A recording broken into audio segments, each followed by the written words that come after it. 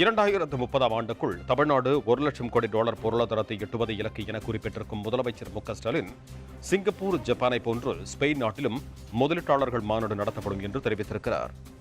நமது திராவிட மாடல் அரசின் $1 டிரில்லியன் பொருளாதார இலக்கை எட்டிடும் முயற்சிகளில் 2024ஆம் ஆண்டு தொடக்கமே உலக முதலீட்டாளர் மாநாடு வெற்றியாக அமைந்தது. ஜப்பான், சிங்கப்பூர் போன்ற நாடுகளில் மாதிரியே ஸ்பெயின் நாட்டிலையும் முதலீட்டாளர்கள் மாநாடு நடத்த இருக்கேன்.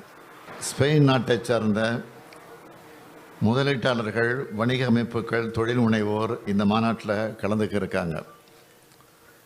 இந்த மாநாட்டில் தமிழ்நாட்டில் நிலவர சாதகமான முதலீட்டு சூழல் பற்றியும், தமிழ்நாட்டோட கட்டமைப்பு வசதிகள், மனிதவள ஆற்றல் போன்றவற்றோட சிறப்பம்சங்களையும் எடுத்து கூறி, இந்தியாவில் முதலீடுகளை மேற்கொள்ள தமிழ்நாடு தான் உகந்த மாநிலம்னு அந்த நாட்டு முதலீட்டாளர்களுக்கு எடுத்துரைக்க இருக்கேன்.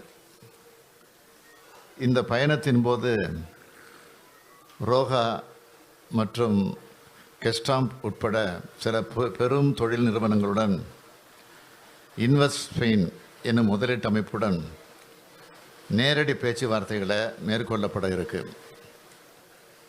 இந்த பயணத்தின் மூலமாக ஐரோப்பிய நாடுகளோட கவனத்தையும் ஈர்த்து அந்த நாடுகளில் இருந்தும் முதலீடுகளை பெருமளவு ஈர்க்க முடியும்னு நம்புகிறேன்.